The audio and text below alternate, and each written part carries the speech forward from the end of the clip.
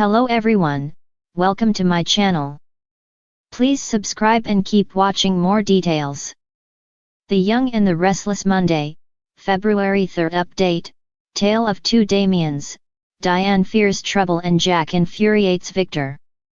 The Young and the Restless YNR spoilers update for Monday, February 3rd, reveals that Jack Abbott Peter Bergman will be taken aback when Kyle Abbott Michael Mealer fills him in on all the Newman clan's Jordan Colleen Zenk and Ian Ward Ray Wise danger. It'll leave Jack feeling like he needs to pay Nikki Newman Melody Thomas Scott and her family a visit, so he'll show up shortly after Victor Newman Eric Braden comes home from the hospital. However, Victor will ask what the hell Jack is doing there and basically act like he's using this as an opportunity to hover around Nikki. After Victor makes it clear they're all doing fine now on their own, Jack will decide to head home. As Jack's about to leave, Victor will pass along a message to Kyle and urge him to stay away from Claire Newman Haley Aaron. Jack will defend Claire and Kyle's relationship since they're grown adults, but Victor will warn that he doesn't like it. Victoria Newman Amelia Heinel and Nikki will try to convince Victor to back off, but he'll seem determined to get Claire on his side and make her loathe the Newmans as much as him. At the Abbott mansion, Kyle will give Diane Jenkins Abbott Susan Walters updates on the Jordan and Ian chaos, so that'll lead to a conversation about Claire's bravery and resilience. Diane will sense that something has shifted for Kyle and will think he's really falling for Claire. That'll worry Diane a bit since Victor could try to come between them, but Kyle will invite Victor to go ahead and try. As far as Kyle's concerned, any effort Victor makes will prove futile. Once Jack returns, he'll privately share Victor's warning with Diane and plan to protect his son's romance from Victor's targeting. At Nate Hastings' Sean Dominic apartment, Audra Charles Zulika Silver will bring a couple of vanilla lattes with oat milk, one for Nate and another for Damian. Audra will hint that sometimes siblings like the same stuff. Once Damian King Nathan Owens arrives for their meeting, he'll be intrigued by Audra and will almost seem a bit flirty. Damian will also turn down the latte since he's more of a tea person. After Audra heads to the coffee house, she'll try to distract Amy Lewis Valerie Pettiford from her nervousness.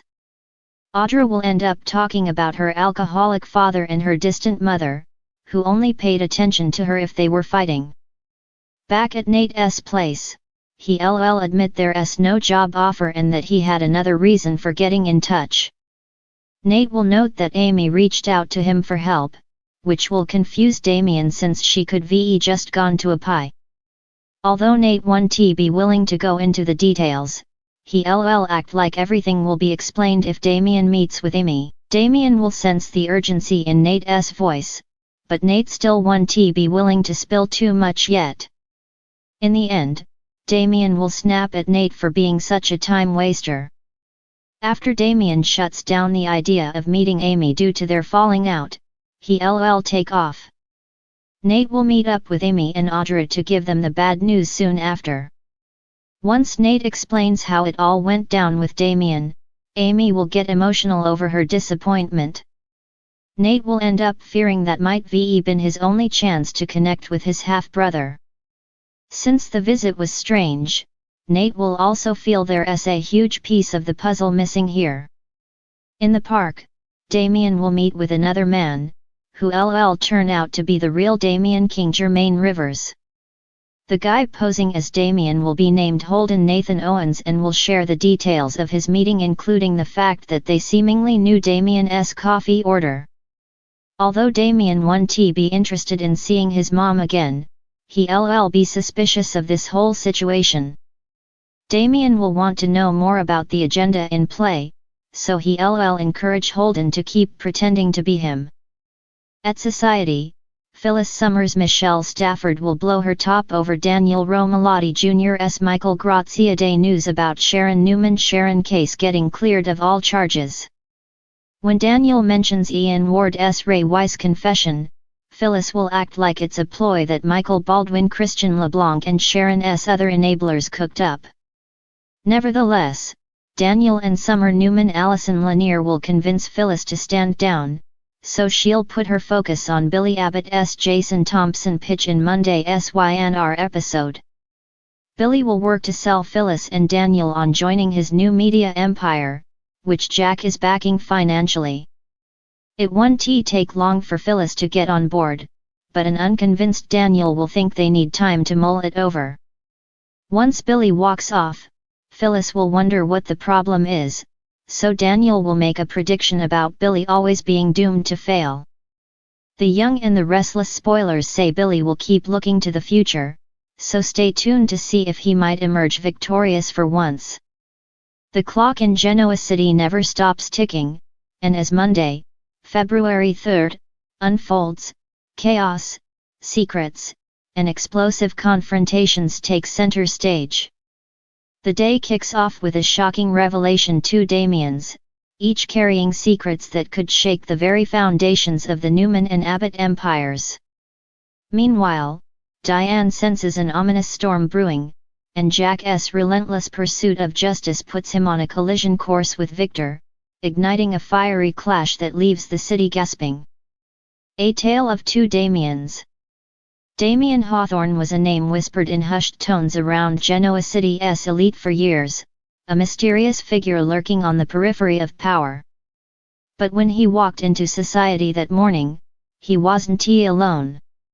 Another Damian, nearly identical, followed in his footsteps, sending shockwaves through the room. Phyllis, always quick to recognize a twist before it unraveled, narrowed her eyes as she approached the two men.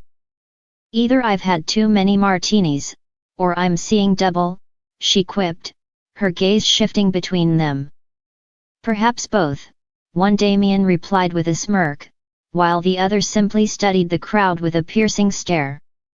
As word of the doppelgangers spread, Victor Newman wasted no time investigating. If there was one thing he despised more than surprises, it was power plays made behind his back. With Adam lurking nearby, the stakes were higher than ever. If one Damian was dangerous, two spelled disaster.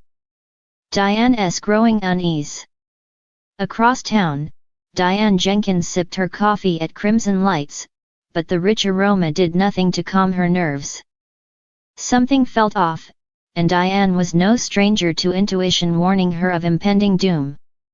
Her hands tightened around the porcelain mug as she recalled the cryptic message she had received the night before: "Beware of shadows that look like friends." Was this a warning about Jeremy Stark's associates, or was someone closer than she realized pulling the strings? Jack noticed her tense expression the moment he walked in.